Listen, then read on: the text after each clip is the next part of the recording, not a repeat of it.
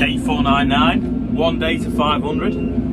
Everyone's saying about the lads being on the video more tomorrow. Well, they are good lads because one of them just remembered that we need to do some rolling. Got that much going on, I keep forgetting where we need to be. Anyway, because Adam was sewing yesterday, I'm just like, do we need to roll it? I was like, oh yeah, good idea. So they're going to do that. I'm just going to go up to the maze now because hopefully the coffee van's coming, so I'm going to get him in because I think it's like a truck that doesn't run. It's like a vintage Peugeot thing or Citroen. And so I'm going to tow it in place with the Mini Merlin, which has got diesel in, which is good. Do that, dryer's running flat out and the electrician's on his way to put the inverter on. But his first thing is now 10:30, not 8 o'clock, which we thought. So that's a bit frustrating because we want to get the drying floors running. We got coffee.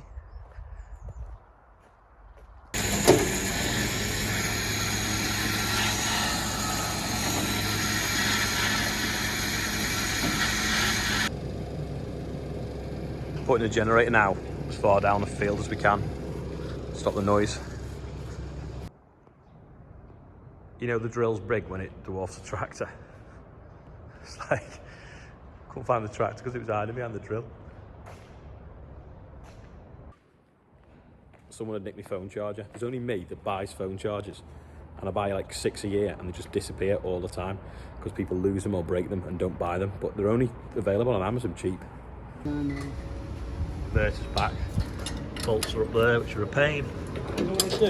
You know what I'll do? Look at this wagon, it's got variable pressure. Is that for going into the forest? Yeah. You can let it come down so it goes in the forest better. Load of wood chip going out. This is Stephanie from Radio 4. She's been following me around this morning and I think I've fried her head. I know, I just don't get any of it. Yeah, there's so much going on today. I think Sky News want to come to the maze. She's from Radio 4.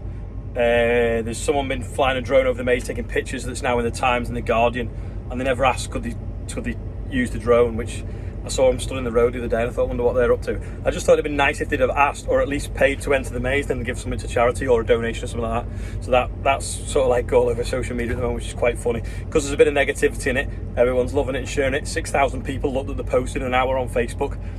Whereas if it had just been a picture of a drone, they wouldn't have done. But because I said, should this guy give in a donation, everyone's got an opinion. That's just social media. So yeah, I've had about over 30 phone calls while she's been with me in the last sort of hour and a half, organising all sorts of different things, whether it's to do with farming, sewing, motorhomes, everything. So she's just like confused as to what's going on. Got in with a mask on and a few masks. We've got a passenger. Cut in wheat again. So that's Steph over there from Radio 4. She's doing a programme on Radio 4, kind of like a bit like, because of Clarkson's farm, they want to kind of cash in on the new interest in farming that people have got. So they want to follow me for a year and do like every so often like a day in the life. The problem is they're only going to be like 5-minute slots. She's been here 2 or 3 hours and we've done so many different things, from taking wasp traps down to the sunflower maze, to fixing the inverter, to taking calls from Sky News about visiting the sunflower maze, to the motorhomes, been in the yard getting valeted, getting the combine out, oil leak on the sprayer, and now cutting wheat. And she's like, how am I going to fit that in 5 minutes? I need 5 hours. So yeah, it's going to be interesting to see how she edits it all down and when she's next back. So she might come back when we're drilling oilseed rape or when we're drilling wheat, I don't know. But that's Radio 4, at 5 o'clock it's going to be on, but I don't know when. I think it might be next week. I'll try and let you know if I know. This field here was flooded in the winter, so it's full now of spring wheat in the bottom in this sort of like basin with a stream there, overflows. So we're having to just sort of cut it in 2 halves, so I'm stopping short. And then we'll have to cut that, I don't know, in a few weeks basically. Just heading back up to the gateway of this field because the tank's full and I won't get up. And Adam's on his way with a trailer. He got a bit delayed. Don't know whether this showed you, but there was an oil leak on the sprayer. Basically, one of the hydraulic pumps is leaking oil from one pump to the other pump, and it's filling the auxiliary tank up with oil, and it was overflowing. So we pumped it out the auxiliary tank into the transmission pump to drop the levels, and then he was able to finish the last field of oilseed rape with pod stick. So he's done that now. So part the sprayer up, he's now jumped on a trailer. So we're with Sam and Carn at the moment, and Andrew's just rolling what was sown yesterday. But looks like we're going to need 3 of them carting because this doesn't seem to be yielding too bad as well today. We've cut all the rubbish around the outside and a bit at the bottom there, it's not growing. But that is just a sea of wheat. Another field of wheat ticked off, apart from the sort of 2 acres at the bottom where it flooded that we sowed with spring wheat that needs doing at a different time. Adam's dropped his trailer off his tractor and he's over there now putting the header trailer on. Then we're going to go off to Bill's now and cut some spring barley. So quick press of the computer, change it to barley, and then off we go.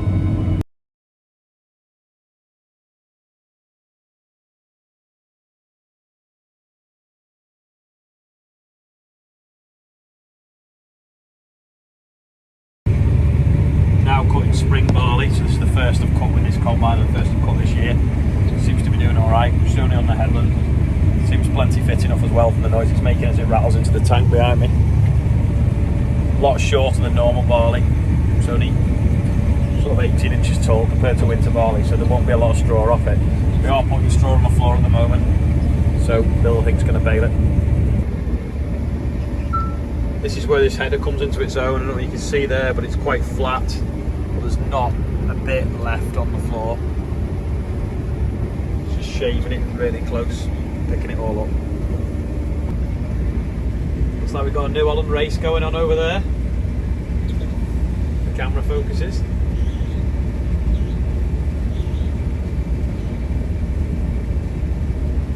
Who's going to be first in the combine?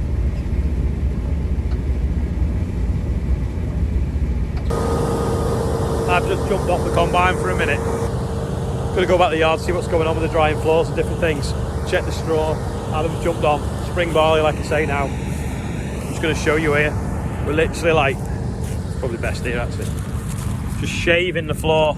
You know, with, I don't know, 2 inches of stubble, 2.5. No heads at all left on the floor. And it has started to sort of like fall over and lodge. And there's the odd place where it's flat, where that header is just flexing, and we can angle the knife down as well, just scooping it all up really well. There's the backdrop of what used to be the ICI factory over there. I'm going to go back to the yard on this beast, just for the John Deere fans. Oh, the mystery drone pilot from this morning as well has come forward. It's a guy that I found last year in the maze at 5 o'clock in the morning, taking pictures, just randomly just turned up, didn't ask again. He's obviously apologetic that he'd been flying his drone and not asked. But, you know, it's good publicity anyway, what he's done. It's just nice to be asked, really, and then give them the full story rather than them just, you know, half-arsed story about it. But loads of people on Facebook got really excited about it and started quoting all the different drone laws and this, that and the other, and why I'm moaning because it's good PR. I know it's good PR, but unless you throw a negative slant on it, it doesn't get any traction on social media. So by my saying, is this on? This guy flying it without permission, or what? Then suddenly everyone has an opinion and it gets traction and it gets shared a lot. So I think it's been seen like 10,000 times now. Whereas if I had just simply put a picture on of his drone and said, look what this guy's took, it just wouldn't have been seen at all. People would have just clicked like but wouldn't have commented. That's why it's nice when people comment on these videos, whether you say what you're up to today, how you're feeling, what the weather is or where you're watching from, or you have a go at the quiz question. Passing the summer barley field. Lovely green rows. Looking great. Capturing daylight and water and turning it into carbon. It's really hard to spot though in the stubble, it just kind of like camouflaged in. But there it all is. We've also got sunflowers emerging as well. So these were sown at the same time as the wheat. Pigeons have clearly found that one. Well, that one's still there. Really need to move that fly tipping as well. What's he doing there?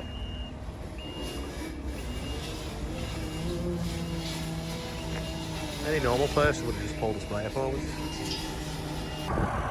In the field now with Sam with the baler. Feels perfectly dry. We're going to start baling what we cut on Saturday, and then we'll see what we baled yesterday feels like. Andrew's rolled it over with the tedder to get some sun underneath it. We've not modified that Acrobat yet, so it's just using the side rake, but we seem to have just turned it just how we needed it anyway. So we'll throw the back door out on the baler and then we'll get baling and see what happens. Live in the cab with Sam. not live, pre-recorded in the cab with Sam. Just dusted that window. Look how moisture in this. It's not good yet. Start reading now 12% moisture on the bales. 10 now. There we go. That'll do. So we'll bale this up now. Over this row of straw we have. Oh, it's hidden. There's a baby leveret. It's just jumped over that row of straw and totally hidden from me. I don't want it staying under that row of straw, that might get baled. It's there, it's just ran up the field. It must have sneaked behind the row of straw. There it is, running for the wildflower strip round the outside. Left the stubble quite high on this field. I'll pull a bit out so you can see. It's about, I don't know, 6 or 8 inches tall. For 2 reasons. One, it was, no, loads of reasons actually. One, it was a little bit green when we cut it, so the bottom was quite chewy. So I didn't want too much green going for the combine. 2, it keeps the straw off the floor so the wind gets underneath and it dries a bit quicker. And 3, it gives them things something to hide in so that the lampers don't get them. And then also, it'll protect the soil a little bit if we get some heavy rain when we roll it after we've drilled it. Makes good bales, that baler. They're like building blocks, like Weetabix. This hitch on the Merlot is so annoying because it's got that block underneath. It doesn't go very low, so it won't fit on the trailers. You could lift that hitch up on the trailer, but then it'd make the trailer not sit square on the tractor. Got the cat's claws on because Chris is going to come and bale me some idiot bricks. So basically small bales for a few things. 1, they're really good for seating. 2, we'll use them at the maze. And 3, we're going to use them to build a new weighbridge office in the winter as bricks instead of bricks. So that's the plan with that. Also, I need to wish Loz happy birthday because Don has texted me, said it's his birthday today and wish him happy birthday. Apparently he's been building something today for the kids in the garden. While I'm waiting for Chris to turn up, I had someone for the first time, like a bit of a negative comment, moaning that I wasn't portraying British farming because I was making it look easy because I had a lot of kit and the yields were doing well. Well, that guy should have been watching last summer when we were using an 8-year-old combine and we were cutting crops that we were losing money on. So go back and watch that if you want to see British farming, but I can't help it if this year we've got some good crops. And also my glass is always half full. There's Chris now with the idiot brick maker. It's a bit awkward of getting this sledge out, so he's just going to bale them in singles and I'm going to try and group them together with a grab. So it should be fun. I've not done this for ages, we used to do all the bales like this. Folds up the road transport, so you have to like drive in a circle to get the drawbar to swing across. It doesn't seem to want to.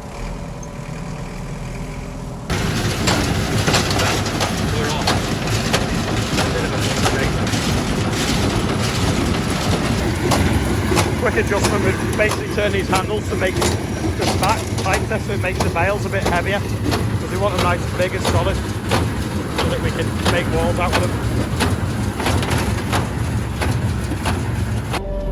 Just back at the sunflower maze now, letting in a photographer because she's doing a photo shoot for someone that's pregnant and they wanted to do it in the sunflower maze. So they are in the sunflower maze and they're going to have, you can't see out the windows, but let me just show you. It's a cracking night for it. Look at all them flowers. And on Sunday morning, really early, can't tell you when in case people turn up, they're doing a Calendar Girls style shoot in the sunflowers to promote a musical or something. So don't really know what that is, but I've told them that they need to come out of hours if they're going to be risque, but they're probably going to be wrinkly. Chris is baling away there and it still looks like a row of straw. There's that many bales. So I'm going to try and collect them up with this now. So I'm just kind of going along and kind of trying to group them with the grab. I got the first 4 relatively easy, but the rest seem to be spinning around a bit. So I've got 5 in now. I'll go up to the 6th. Grab the 6th. Put the claws in, lift up. Go up now to the 7th and then the 8th, but I can't really do it in one hand, so that's all you're getting tonight of this. Once we've got 8, we just drop them on the trailer, push them up relatively tight, let the claws go, and back out. Ta-da! Just thought I'd show you this for size. So that's a little bale on top of a big bale. The bottom bale weighs about 300, to 350 kilos probably. The top one weighs about, I don't know, 15 to 20 kilos. So like I said, we're going to try and use them to build a weighbridge in the winter. Not a weighbridge, sorry, a weighbridge office. So that's probably about all for today. There's probably too much content in today. Day 500 tomorrow. Thanks to all the new subscribers. Will we hit 20,000 subscribers tomorrow? Who knows? Anyway, if you want to watch another video, it's over there. If you want to subscribe, it's over there. Thank you everyone that's watching. Don't forget, if you watch the end, click like. Don't forget, if you're not subscribed, click subscribe. And comments are always welcome. And I'll see you all tomorrow.